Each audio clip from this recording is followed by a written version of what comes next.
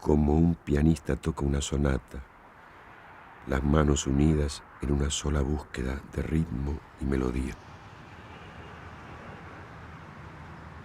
Apenas terminada la expedición, volvimos a nuestra vida militante y partimos una vez más a Nicaragua, donde había y hay tanto que hacer. También allí encontramos felicidad, ya no solos en los paraderos del París-Marsella, sino en el contacto cotidiano con mujeres, hombres y niños que miraban como nosotros hacia adelante. Allí la Osita empezó a declinar,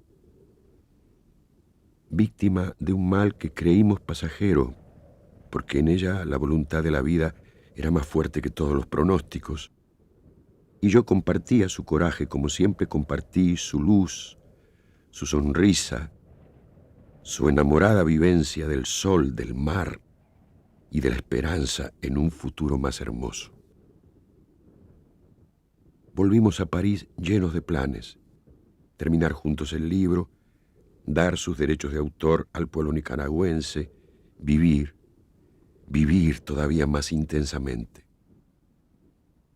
Siguieron 2 meses que nuestros amigos llenaron de cariño. 2 meses en que rodeamos a la Osita de ternura y en que ella nos dio cada día ese valor que nos iba abandonando.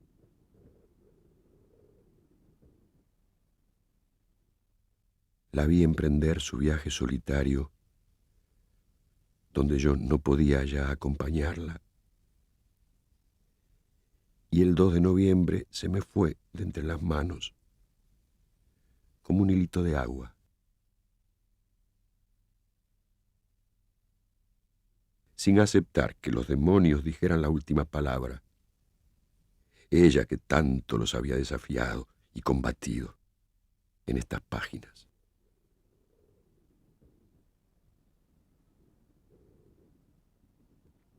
A ella le debo,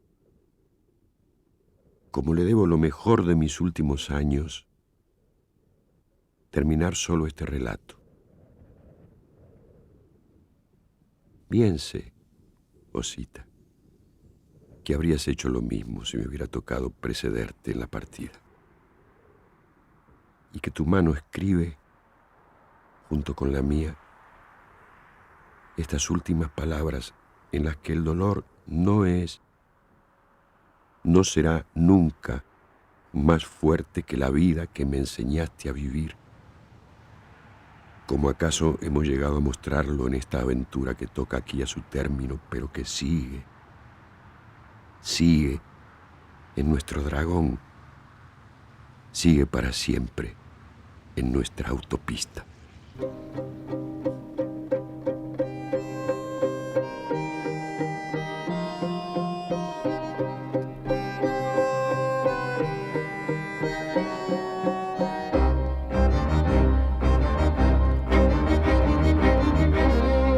Quedaremos solos y será ya de noche.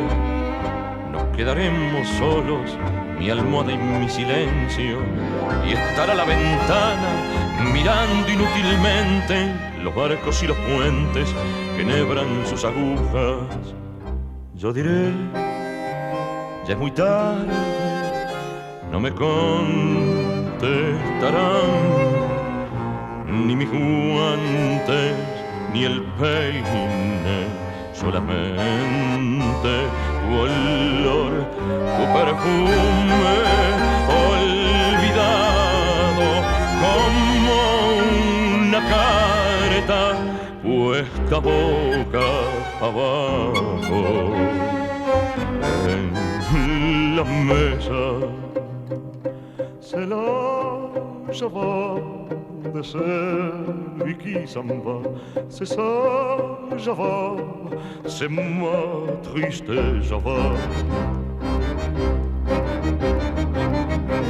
Morderé una manzana, fumaré un cigarrillo, viendo bajar los cuernos de la noche medusa, su vasto caracol forrado en terciopelo, donde duerme en tu seno quemado por la luna. y diré, ya es de noche y estaremos de acuerdo con muebles o ceniza.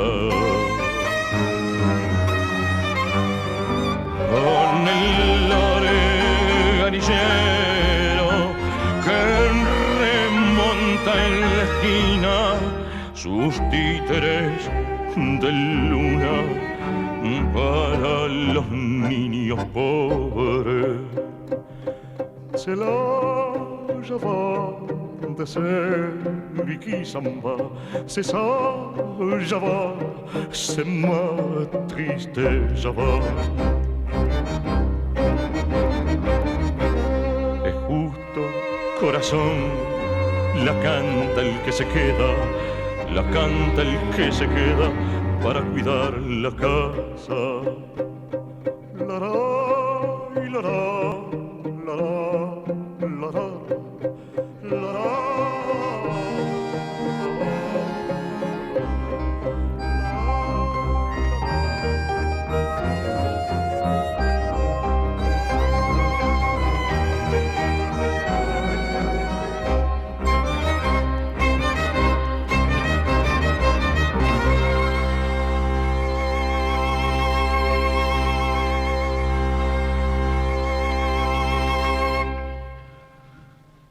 Los famas son capaces de gestos de una gran generosidad, como por ejemplo cuando este fama encuentra a una pobre Esperanza caída al pie de un cocotero y, alzándola en su automóvil, la lleva a su casa y se ocupa de nutrirla y ofrecerle esparcimiento hasta que la Esperanza tiene fuerza y se atreve a subir otra vez al cocotero. El fama se siente muy bueno después de este gesto y en realidad es muy bueno, solamente que no se le ocurre pensar que dentro de pocos días la Esperanza va a caerse otra vez del cocotero. Entonces, mientras la Esperanza está de nuevo caída al pie del cocotero, este fama, en su club, se siente muy bueno y piensa en la forma en que ayudó a la pobre Esperanza cuando la encontró caída. Los cronopios no son generosos por principio. Pasan al lado de las cosas más conmovedoras, como ser una pobre Esperanza que no sabe atarse el zapato y gime sentada en el cordón de la vereda. Estos cronopios ni miran a la Esperanza, ocupadísimos en seguir con la vista una baba del diablo. Con seres así no se puede practicar coherentemente la beneficencia. Por eso, en las sociedades filantrópicas las autoridades son todas famas y la bibliotecaria es una Esperanza. Desde sus puestos, los famas ayudan muchísimo a los cronopios que se nefregan.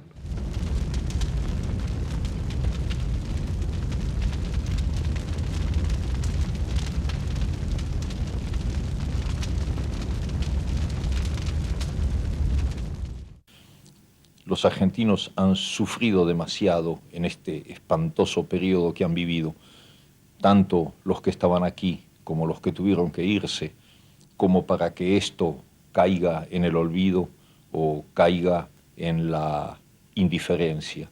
Estoy convencido de que estas experiencias negativas pueden traducirse en historia positiva, pero todo depende de nosotros. Una vez más, no hay que andar buscando figuras que puedan salvarnos. Si no nos salvamos nosotros como pueblo, no nos salvaremos más.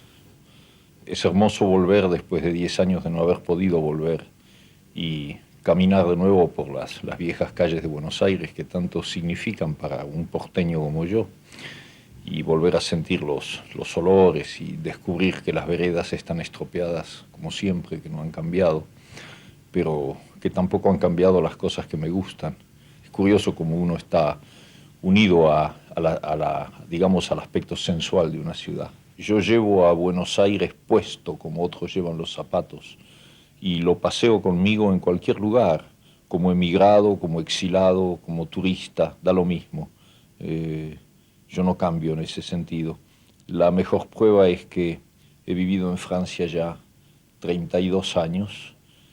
32 años bastan para que el 90% de la gente cambie de idioma, incluso los escritores, que empiecen a escribir en el idioma de su nuevo país. Yo sigo escribiendo en español, y un español muy argentino además. Sigo escribiendo en él y escribiré en español hasta que me muera.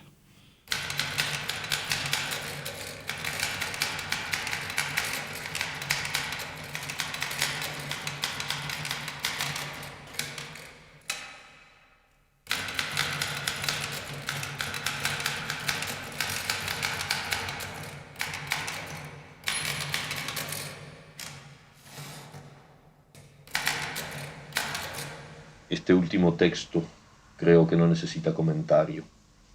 En todo caso, no es un adiós entre el que habla y los que lo escuchan, sino todo lo contrario, una voluntad de seguir estando ahí, cerca, esperando, ayudando a la esperanza con todo lo que se tiene.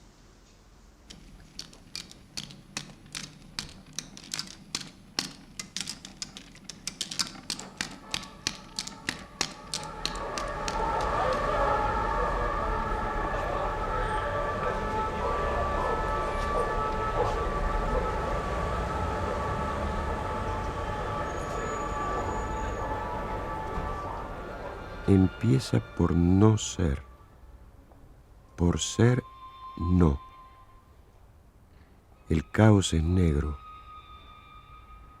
como es negra la nada.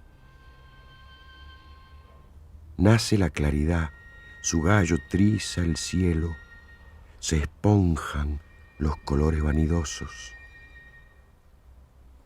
pero el negro se ahinca primigenio. Toda luz se abisma en el carbón, en el basalto. Socavón en la sangre, en la memoria, lo negro sube a la palabra. Es la tormenta rabiosa de los odios y los celos. Otelo el Blackamoor, el moro negro siempre para el lívido Yago. Su palacio nocturno, el sueño, el párpado, sedosa guillotina del diurno pavo real, para que solo las similitudes desplieguen sus tapices de morado, de púrpura y de óxidos.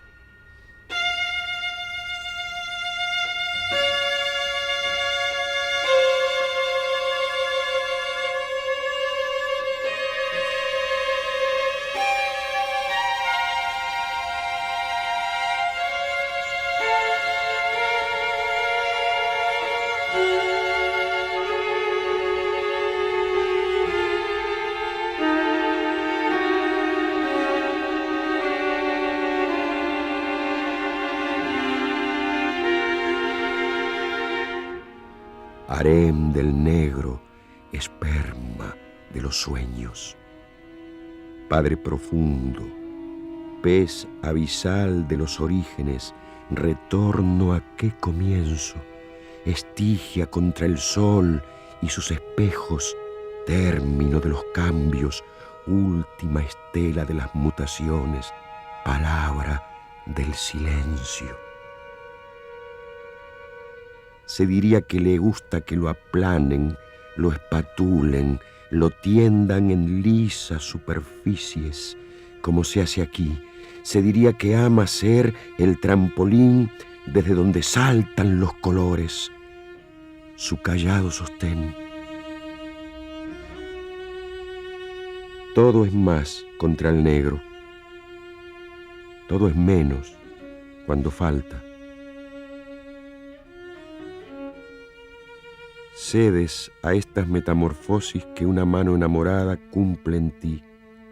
Te llenas de ritmos, hendeduras, te vuelves tablero, reloj de luna, muralla de aspilleras abiertas a lo que acecha siempre del otro lado, máquina de contar cifras fuera de las cifras, astrolabio y portulano para tierras nunca abordadas, mar petrificado en el que resbala el pez de la mirada. Caballo negro de las pesadillas, hacha del sacrificio, tinta de la palabra escrita, pulmón del que diseña, serigrafía de la noche, negro el 10, ruleta de la muerte que se juega viviendo. Tu sombra espera tras de toda luz.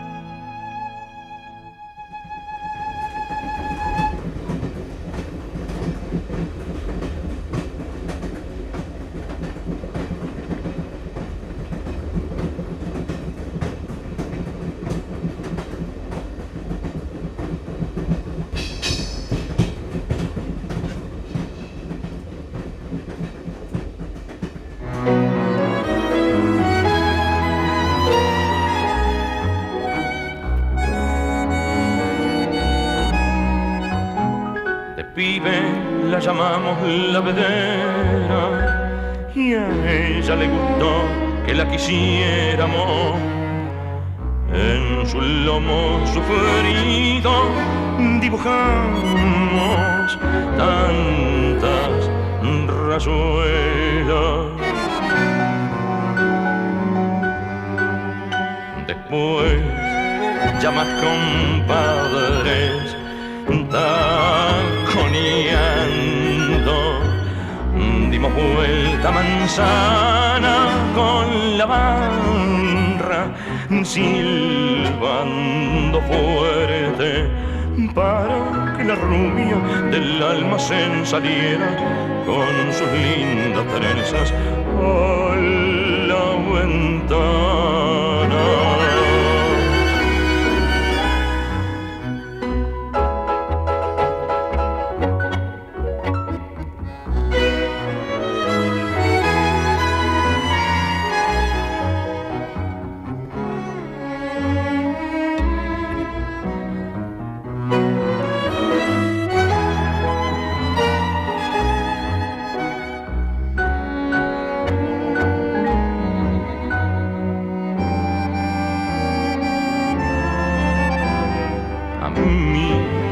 Tocó un día irme muy lejos, pero no me olvidé de la vedera, pero no me olvidé de la vedera. Aquí voy al asiento en los tamancos, como la fiel caricia de mi tierra. Cuánto andaré por ahí hasta que pueda volver a verla.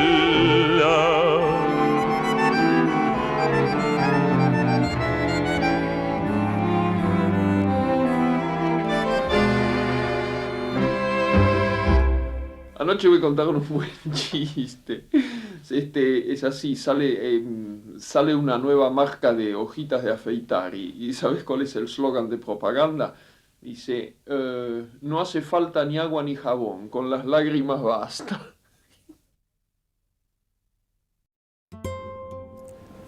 Acabamos de ver Cortázar, dirigida por Tristán Bauer. Estamos acá con Carolina Scaglione, montajista o parte del montaje de la película, investigadora, asistente de dirección y varias cosas más. Recién pensaba algo que tiene que ver con las imágenes, con las pocas imágenes que acompañan el relato, que tienen que ver con la ficción, ¿no? Que son imágenes de un chico. ¿Cómo decidieron incorporar estas imágenes y por qué? Mira, en la película aparecen distintos materiales, ¿no? Aparecen fotografías, aparecen entrevistas, materiales de archivos, la filmación documental, digamos, de los lugares donde transitaba Cortázar, las ciudades, y había que ponerle imagen a algunos de sus textos, ¿no? Que necesitaban una imagen más poética, no tan real. Y bueno, en el transcurso de este hilo biográfico donde se transitan sí por distintos momentos y por momentos de su obra que están ligados de alguna manera a su vida, ¿no? Que forman parte fundamentales de la vida de Cortázar, fueron entrando algunos textos que les pusimos esas imágenes. Bueno, ahí está también la mano de Tristán, ¿no? De buscar esa poesía en la imagen. Que quizás... Que es interesante porque cuando uno lo ve en el trabajo que hicieron con Borges, el mundo narrativo de Tristán tiene algo de esto, ¿no? Del miedo que se le pierde a mezclar elementos de ficción con elementos documentales. Y en este caso es claro y acompaña, digo, está amalgamado ese paso de la ficción al documental y la vuelta después por ahí a la ficción o quedarse en el documental. También me parecía interesante que muchos de los textos están leídos por Julio Cortázar, cómo piensan en incorporar un actor como Halcón para leer otros. Bueno, en ese sentido este documental hecho en el año 93-94 fue bastante innovador y fue como asumir ciertos riesgos, ¿no? Era un lenguaje que no era tan conocido, que no estaba tan desarrollado quizás como ahora. Justamente esta incorporación de la ficción dentro del documental, o esta decisión de que al tener solo la palabra de Cortázar, bueno, por supuesto Cortázar no había leído ni había dicho todo lo que nosotros necesitábamos, ¿no? Sí, claro. Y necesitábamos necesariamente otra voz. Pero justamente al basar la estructura en este pasaje permanente entre una cosa y la otra, entre la ficción, la realidad, el documental, estas voces, esta voz de Cortázar que se transforma en la voz de Halcón, que es maravilloso como lee los textos, llega un momento en que uno pierde la noción de quién está leyendo, porque bueno, me pasaba a mí. No tiene importancia en un punto ya quién es el que lee, ¿no? Recién hablabas del material de archivo, ¿no? Hablabas de las imágenes que uno desearía tener mucho más todavía. Como realizador supongo les habrá pasado eso. Veo imágenes de un reportaje que después me entero que está hecho en España. Son imágenes de él en Francia. Poco material acá, o nada casi de material en fílmico de Cortázar acá en la Argentina. Sí, fue bastante triste eso, porque por supuesto empezamos a buscar y no había nada. Lo único que encontramos fue esa pequeña entrevista que le habían hecho en el 84 cuando él volvió, que al poco tiempo murió, pero realmente no había nada en la Argentina sobre Julio Cortázar, y lamentablemente tuvimos que encontrar estos materiales sí en España, en Francia, en Holanda, en México, en América Latina, ¿no? ¿Y tuvieron que viajar? ¿Viajaron? Sí, porque hay un dato que es un poco loco hoy en día, ¿no? Pero no existía internet, entonces no había forma de buscar, poner Cortázar y que digan dónde están las imágenes. Entonces sí, en cada viaje íbamos a los archivos, revisábamos los catálogos, aparecían ciertas cosas que a la vez nos daban el dato de que había otra película. Y bueno, es una búsqueda así de hormiguita casi, ¿no? Cuando recién acabas de sacar un tema que no lo hablamos acá en este ciclo, pero que es fundamental, que tiene que ver con el inmenso trabajo arduo, a veces se simplifica por varias razones, de la persona encargada de la búsqueda de archivo.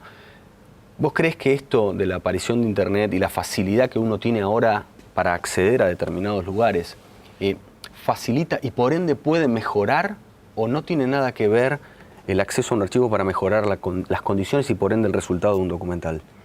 Mira, en la parte práctica, por supuesto, es mucho más sencillo y más rápido. Yo hoy quiero buscar material sobre cualquier cosa, pongo en Internet y sin duda aparecen 10 archivos con los catálogos y sé que ahí lo tengo. Esa parte del trabajo sí era durísima en aquel momento, ¿no? De cualquier manera, yo creo que la búsqueda de archivos es la investigación en un documental y que es un proceso primordial y básico y fundamental. En la investigación uno se mete en el mundo del personaje que está retratando, empieza a entender qué le pasaba, cómo vivía, la realidad que le tocaba, y además es ahí donde uno encuentra las huellas que dejó, que a veces están a la vista, pero a veces están ocultas y hay que saber descubrirlas, y quizás en esas cosas ocultas es donde aparecen verdaderos tesoros, ¿no? Donde aparecen cosas que lo definen tremendamente. Por ahí con un detalle una persona queda totalmente definida.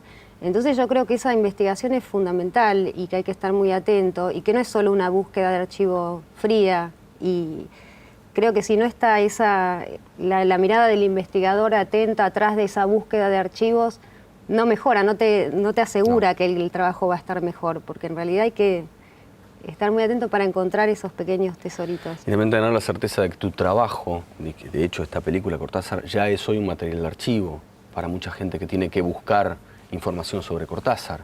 Sí, eso es increíble. La verdad que hasta hoy se sigue pasando en muchísimos lugares, y creo que sí, que quedó como una película de referencia sobre el tema, y bueno, es un gran orgullo, te imaginas.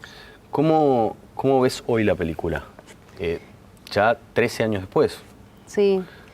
Mira, la verdad es que Cortázar para mí fue una persona impresionante que la llevo dentro, ¿no? Por este trabajo. Y hoy en día veo la película, la vi hace poquito, después de muchos años, y me conmueve y me emociona. Y creo que está muy bien. Por ahí le mejoraría un par de cositas, pero creo que quedó muy bien, y realmente toda la etapa de producción y el resultado para mí fue un momento muy intenso, muy lindo e imborrable. Hablabas en un momento del guión y de ponerse a trabajar. ¿Siempre tuvieron claro cuál era el guión de esta película? ¿Lo fueron encontrando a medida que le iban haciendo y que iban investigando y apareciendo? Que después vamos a hablar de una anécdota una vez terminado el rodaje y por ende la edición de la película, pero ¿apareció el guión o ya lo tenían? No, el guión, en realidad, lo que fue clave fue definir este punto de vista, esta decisión de que fuera Cortázar quien contara su propia vida y que la contara en primera persona. Sí. Una vez que eso estaba claro, que fue al comienzo, toda la selección de textos, de entrevistas, ya tenía ese camino marcado, con lo cual hubo un guión de entrada muy preciso que yo lo veo hoy en los viejos papeles que tengo ahí archivados y realmente la película está en el guión. Por supuesto, pequeños agregados o pequeñas cosas que se modificaron, pero la película estaba ya en el guión. Al decir vos, hace unos minutos, que querían que él fuera el que relatara su vida de alguna manera, es la inmensa responsabilidad tuya para decir, bueno, ¿cómo hago para escuchar su relato, ¿no? y responder a ese relato, ser fiel al relato que él haría sobre sí mismo? ¿Sentís, recién te preguntaba cómo veías hoy la película, qué le pasaría, conociéndolo como lo conociste a través de su lectura, ¿no? de la lectura de sus textos, qué le pasaría a él con una película así? Bueno, primero sí, hacer una película sobre un personaje siempre es de una gran responsabilidad, ¿no? Porque hay que ser fiel a ese personaje, más allá de lo que uno piense. Pero yo creo que en ese momento y ahora siento que Cortázar quizás estaría contento, porque realmente creo que logramos transmitir un poco esa visión de la realidad, ese juego que aparece en su vida y en su literatura permanentemente. Creo que el planteo fue ese, que funciona, que fluye, y espero que esté contento. Esperemos que esté contento. Sí. Al haber trabajado en Borges y en Cortázar, ¿hay algún otro escritor argentino, estoy hablando de argentino, que pueda contar con tanta claridad extremos tan opuestos, ideológicos, hasta forma de relato y forma de escritura, que te atrae como realizadora o como parte de un equipo de realización? Mira, es raro, en realidad, bueno, a mí me fascina la literatura, me gusta leer muchísimo, hay grandes escritores argentinos, pero es casi una casualidad que hicimos Cortázar, Borges, habíamos hecho San Juan de la Cruz, Juan Elio Ortiz, o sea, no sé por qué surgió siempre hacer retratos de escritores, no fue algo buscado, o sea, no es que mi meta es retratar escritores, surgieron estos proyectos así, y bueno, abordar la figura de un escritor siempre es maravilloso y súper interesante, pero no es que tengo la idea o las ganas de hacer el retrato de algún escritor, ¿no? ¿Y la ficción? Me gusta verla, pero prefiero el trabajo del documental, me atrae mucho más, me parece mucho más intenso, no sé, es distinto. Pregunto esto de la ficción porque antes hablé de esto de incorporar elementos de ficción en un documental. Es dentro de ese trabajo, propiamente dicho, el de la película, ¿es realmente distinto el trabajo hecho el día que armaron la puesta de tal y tal plano, de ficción estoy hablando, al trabajo que se viene realizando? ¿Cómo hacer para que tenga el mismo espíritu eso? Sí, bueno, el trabajo concreto sí es totalmente distinto. En esas reconstrucciones participó un equipo de filmación de primer nivel con todo lo que hacía falta y se hicieron todas las reconstrucciones, a diferencia de todas las otras imágenes que aparecen en la película, que las hicimos con Tristán con una cámara de 16 milímetros, un trípode al hombro, caminando por las ciudades y tomando, que en eso es la mirada de Tristán realmente excelente, tomando imágenes que habíamos decidido que había que mostrar. Así que en ese sentido el trabajo de filmación es totalmente opuesto. 2 personas contra un equipo de 20 mínimo. 2 preguntas más. Una tiene que ver con el tango, que es también dentro de este documental un personaje importante. no tan conocido además, ¿no? Por la participación o el mundo de Cortázar relacionado con el tango. ¿Quién decide incorporarlo? ¿Esto es algo que vos ves en sus escritos? Sí, bueno, primero Cortázar y la música en realidad, ¿no? Gran amante de la música, Sí, del jazz, de Mozart y del tango. Estos tangos que aparecen en la película son poemas que había escrito Cortázar y que toma Edgardo Cantón y el Tata Cedrón y los graban y hacen un disco muy lindo. Yo no sabía que a mí me llegaron esos tangos, alguien me los dio, bueno, nos parecieron maravillosos y fueron incluidos en el guión ya, porque los conseguimos enseguida cuando empezamos, así que ya desde el guión tenían su lugar en la estructura. Y el tango, bueno, Cortázar era un porteño, vivió 30 años en París y siempre fue un porteño. De hecho, él habla también, ¿no? de que él va a seguir escribiendo en su idioma. Exactamente, sí, escribiendo, hablando. Y jamás perdió ningún modismo ni nada, y de hecho amaba la ciudad de Buenos Aires y así lo demostraba, ¿no? Últimas dos. Una es la pregunta general que hago en general a los invitados, que es, ¿qué importancia tiene para vos el cine documental?